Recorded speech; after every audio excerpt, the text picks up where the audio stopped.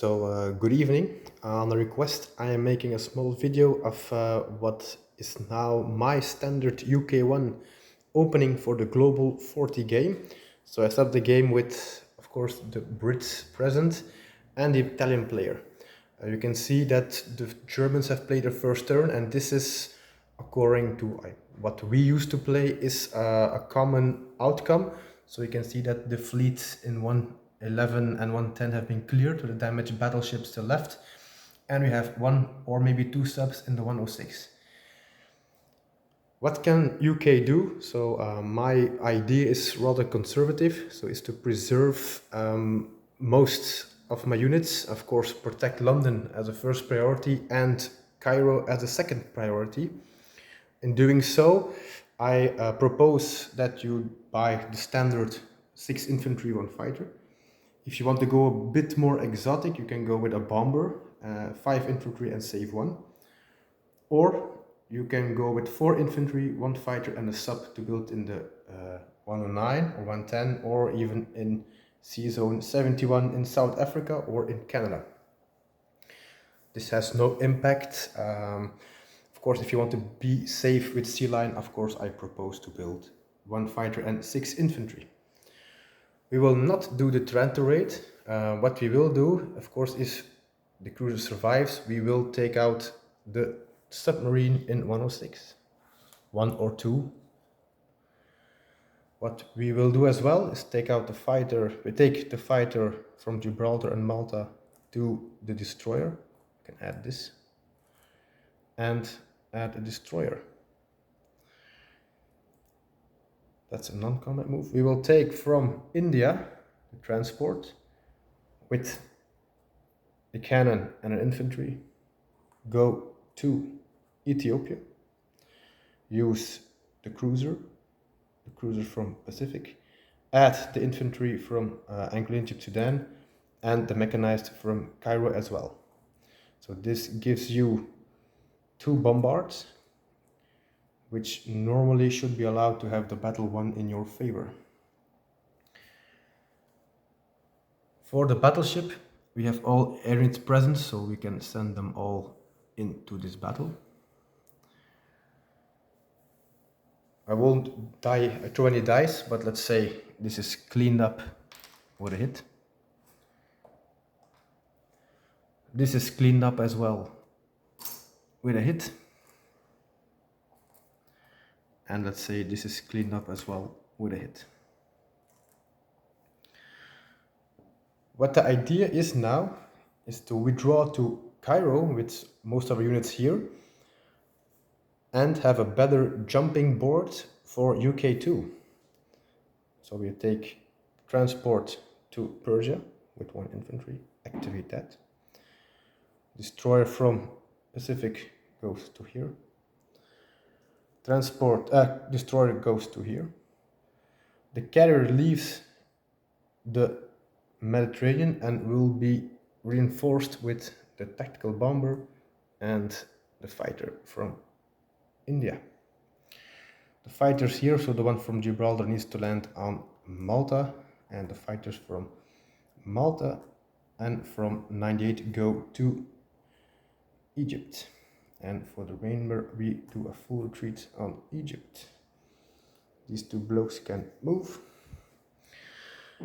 The bomber continues his flight path, so he has 1, 2, 3, 4, 5, 6, 7. French Equatorial Africa, and the remainder of the fighters return to England.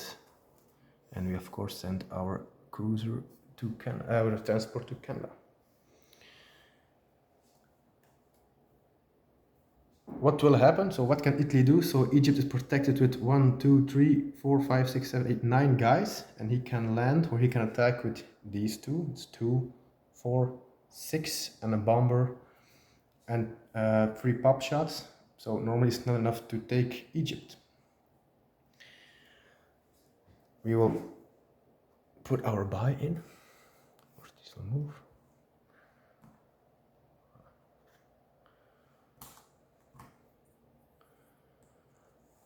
Given the fact we haven't done Taranto raid, we buy everything in London, so this should mean that London is safe for a Taranto raid, because we still have our 3 fighters. We bought an extra one, so 4 fighters in total. We have our transport going there, so reinforcing if necessary on UK2. What you will collect at the end of this turn, you will collect 36 IPCs. We have 28, 30, 31 plus 5 is 36. On our second turn, we need to buy an industrial for Egypt and an airbase. Of course, if he threatens to the sea line, of course you buy to protect London. Mine factory and an airbase, that gives you 9 IPCs left. Then you can buy the sub and an infantry, a destroyer and save 1, 2 mechs and save 1, or a tank and an infantry on South Africa. Why is this location so important? As an Italian player, he has options now. He can come here and try a landing. He can come here and close the Suez Canal. He can come here and reinforce Alexandria. Or he can, this is a bait, go for Malta. Nonetheless, he still needs to take out the French fleet.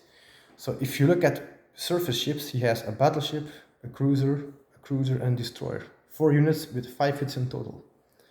If he takes Malta, you can attack him with your fleet, 1, 2, 3, 4, 5, 6, 7 units against his 5. If he goes here and blocks Jordan, you can attack him with 1, 2, 3, 4, 5 units. So either way, you can hurt him as much as he can hurt you. So basically this eastern part of the Med is closed for the Italians. Without a doubt, they will go for Greece or go for Gibraltar. But of course, that's for the American player to assist you with. But the important thing is that this place, the eastern part, is a no-go area for him. He can go here. He can even go to here to Season 99. But even then, you can attack him with your entire fleet plus these fighters and this bomber. If he doesn't enter this area, on UK2, you can pull all this navy in the Mediterranean. And given the fact, if Malta is still alive, you will buy an airbase here, so this will be sufficient to withstand an Italian turn 2 attack. From then on, you have a factory, you have an airbase, you're in control of the Med again. So you will lose it 1 turn. He will have probably his bonus having no ships in the Mediterranean turn 1. But I prefer giving him that bonus than losing Egypt or losing your fleet cheap ass on the Italian and the Germans. So this is my rather conservative idea. On the Atlantic side, in the Pacific side, of course, turtling is the only way to go, given the fact that you have withdrawn fighters from India to the Med. This means you have to play very cautiously here to win time here. Of course, pulling the battleship away and further on to the Mediterranean. Thank you for your attention.